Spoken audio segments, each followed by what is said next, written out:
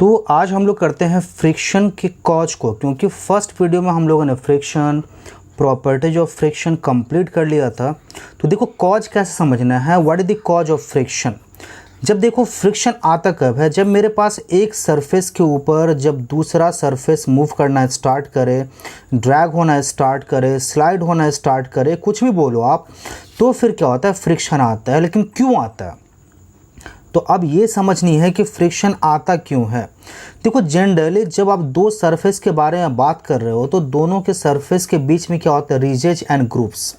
आप बोलो क्या ग्रुप्स भी हैं एंड रीजेज भी हैं, पहले सरफेस पे भी और दूसरा सरफेस जो आप मूव करा रहे हो उनके बीच में भी क्या होता है, रीजेज एंड ग्रुप्स। तो पहले सरफेस पे भी क्या होता है, रीजेज एंड क्या होता है, ग्रुप्स भी है, ग्रुप्स।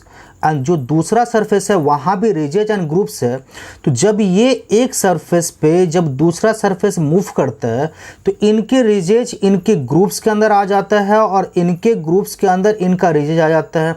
मतलब एक का रीजेज दूसरे ग्रुप्स के अंदर और दूसरे का ग्रुप्स पहले के क्या होता है, रीजेज के अंदर। तो इस तरह से क्या होता है, ये एक इंटरलॉकिंग क्या होता है, स्पेस तैयार करते हैं और इंटरलॉकिंग स्पेस के कारण क्या करता है, ये मोशन को रेजिस्ट करता है और इस तरह से बने हुए रेजिस्टिव फोर्स को हम लोग क्या बोलते हैं, फ्रिक्शन फोर्स। तो मेनली कॉज क्या हुआ कि ridges and groups between the two surface interlock each other causing the friction. तो अगर आपसे ये बोलता है क्या what is the cause of friction, so whenever two surface moved over each other, मैं लिख नहीं रहा हूँ लेकिन बता रहा हूँ, आप लिख सकते हो इसको। Whenever two surface moves over each other the ridges and groups between them interlock each other causing the friction. तो ये तो समझ में आ गया हमको कॉज। अब आते हैं क्या, किसकी बात करें, फैक्टर्स अफेक्टिंग। जैसे लास्ट वीडियो में आपको बताया था कि एक एक फैक्टर्स के बारे में, फैक्टर्स अफेक्टिंग, तो एक एक फैक्टर्स के बारे में डिटेल स्टडी करेंगे। तो देखो पहला फैक्टर जो है जो फ्रिक्शन को अफेक्ट करता है, and what is that factor, first factor is आपके पास क्या होता है कि that is the nature of surface in contact. आप बोलते हो क्या, नेचर ऑफ सरफेस। तो सरफेस इन कांटेक्ट का मतलब होता है क्या, दो सरफेस जो आप कांटेक्ट में रखे हो उनका नेचर कैसा है। तो नेचर का मतलब हमको दो ही बात समझ रखना है, सरफेस कैसा है, सरफेस रफ है या सरफेस, दूसरी बात आप करोगे क्या, स्मूथ, सरफेस स्मूथ है। तो roughness and smoothness of the surface पे क्या होता है, फ्रिक्शन मेनली डिपेंड करता है।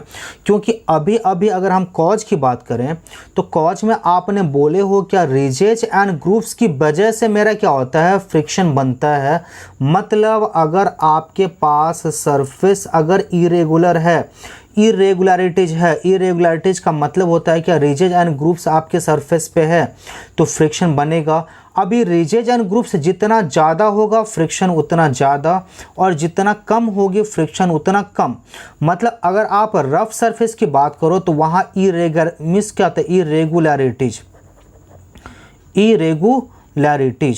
तो इरेगुलरिटीज की अगर बात करें रफ सरफेस पे तो इरेगुलरिटी जो होता है ये काफ़ी ज़्यादा होता है, एंड बिकॉज ऑफ दैट यहाँ पे क्या होता है, आप फ्रिक्शन की बात करोगे तो यहाँ पे क्या होता है, हाई फ्रिक्शन होता है। मतलब क्या, तो rough surface causes more friction and smooth surface causes less friction. क्यों, स्मूथ सरफेस का मतलब समझ लो ऐसा कोई भी सरफेस जहाँ रिजेज एंड ग्रुप्स काफ़ी कम हो। जैसे मैं समझाऊँ आपको, आप बात कर सकते हो क्या, मीन्स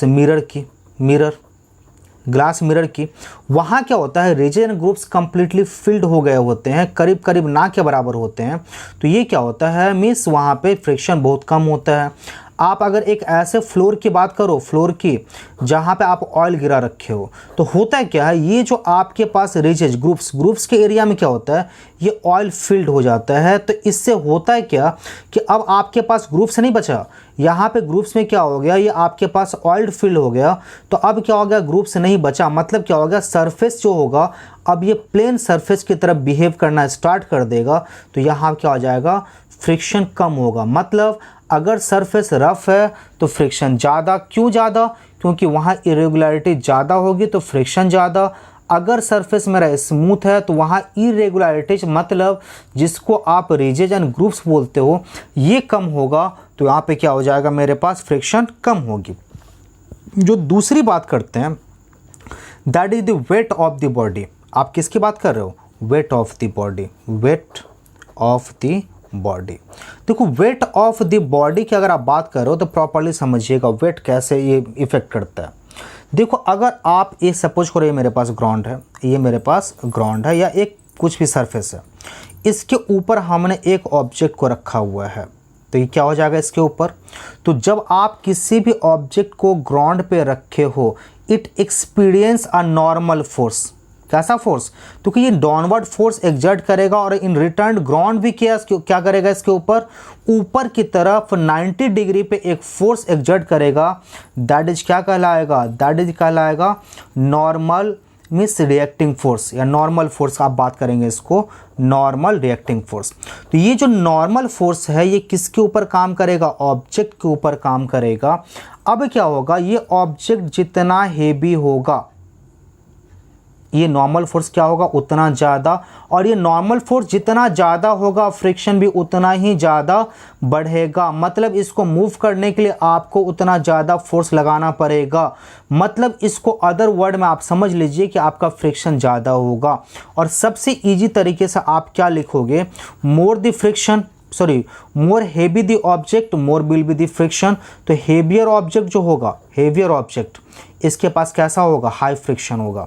और जो मेरे पास लाइटर ऑब्जेक्ट होगा इसके पास कैसा होगा? लो फ्रिक्शन होगा। सबसे आसान तरीके से, सबसे आसान लैंग्वेज में अगर आप समझने की कोशिश करो तो ये आपके पास आएगा कि अगर आपके पास हेवी ऑब्जेक्ट तो नॉर्मल रिएक्टिंग फोर्स जो होगा या जो ग्राउंड जो फोर्स नॉर्मल फोर्स एग्जर्ट करेगा वो फोर्स ज़्यादा होगा, और फोर्स ज़्यादा होने की वजह से इसको मूव करने के लिए आपको ज़्यादा फोर्स लगाना पड़ेगा। मतलब ग्राउंड और इसके बीच में फ्रिक्शन क्या होगी? ज़्यादा होगी।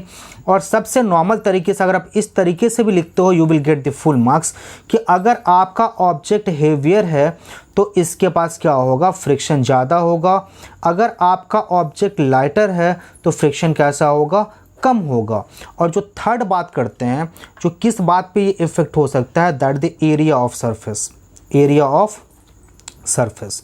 देखो एरिया ऑफ सरफेस पे क्या होता है? फ्रिक्शन कभी भी डिपेंड नहीं करता है। तो ये डिपेंड नहीं करता है तो आप क्यों सिखा रहे हैं? क्योंकि ये हमेशा से ही एक कन्फ्यूजन रहा है कि अगर एरिया बड़ा होगा, दो ऑब्जेक्ट एक दूसरे के संग ज़्यादा एरिया ऑफ कांटेक्ट में रहेंगे तो फ्रिक्शन ज़्यादा बढ़ेगा, क्योंकि फ्रिक्शन दो सरफेस के कांटेक्ट में आने के कारण होता है। तो इसी कंसेप्ट को हमको समझना है कि एरिया ऑफ सरफेस पे फ्रिक्शन बिल्कुल डिपेंड नहीं करता है। इसको हम एक एक्सपेरिमेंट के थ्रू करते हैं। हमने एक सरफेस ले लिया और इस सरफेस पे हमने क्या किया? एक ऑब्जेक्ट को ले लिया, और एक ऐसे ऑब्जेक्ट को जिसका लेंथ, ब्रेथ, हाइट सब कुछ कैसा है? अलग है। सबसे पहले हमने इसको क्या किया? लेंथ के साइड पे इसको क्या रखा? सरफेस पे रखा, और यहाँ पे क्या किया? एक स्प्रिंग बैलेंस लगा के, एक स्प्रिंग लगा के इसको खींचना स्टार्ट किया, ड्रैग किया। सपोज करो हमको ड्रैग करने पे कितने का फोर्स लगा? 10 न्यूटन का। और हमने क्या किया? इसको नोट कर लिया। पहली बार कब? जब आप लेंथ के साइड में इसको, लेंथ के मीन्स साइड में रख कर इसको आप ड्रैग कर रहे थे, तो आप सपोज करो 10 न्यूटन का फोर्स लगा। और ये कैसे मेजर किए? यहाँ पे आप स्प्रिंग लगाकर क्या कर रहे थे? खींच रहे थे, तो वहाँ से क्या हो गया? मेरा मेजर हो गया। अब सेम ऑब्जेक्ट को हमने क्या किया? इसी ऑब्जेक्ट को हमने क्या? सरफेस पे, अब लेंथ की वजह से नहीं, हमने क्या किया? ब्रेथ की वजह से क्या किया? ब्रेथ के साइड से मूव करना स्टार्ट किया। सेम ऑब्जेक्ट हमने इस बार क्या किया? इसको ब्रेथ के साइड से इसके ऊपर रखा और फिर से मूव करना स्टार्ट किया। फिर से मूव करने पे आप देखोगे क्या? यू विल ऑब्जर्व कि ब्रेथ साइड से भी रखने पे we are getting a force of 10 newton. 10 newton का ही फोर्स इस बार भी मिला। देखो पहले बार एरिया ऑफ कांटेक्ट मेरा ज़्यादा था क्योंकि हमने लेंथ के साइड पे रखा था, लेकिन मेरा लेमिस क्या हो गया? फोर्स अप्लाइड जो मेरा मिला वो कितने का मिला? 10। दूसरी बार हमने ब्रेथ के साइड पे रखा और ब्रेथ के साइड रखने पे भी मेरा फोर्स अप्लाइड कितने का मिला? आप बोलोगे सर 10। और थर्ड टाइम हमने क्या करना है? सेम ऑब्जेक्ट को हाइट के साइड में रखना है, और इस बार भी अगर आप हाइट के साइड में भी रखोगे यू विल गेट कि you are getting a force of 10 newton. मतलब आप तीनों ही कंडीशन में, पहली बार लेंथ के साइड में एरिया ज़्यादा था, ब्रेथ के साइड में उससे कम और हाइट के साइड में सबसे कम था, लेकिन in all the cases, in the all the above mention cases, कि आप देखते हो क्या, यू मिस क्या था, find that in each and every cases the force applied is 10 Newton. So this experiment proves that the friction never depend upon the area of surface in contact.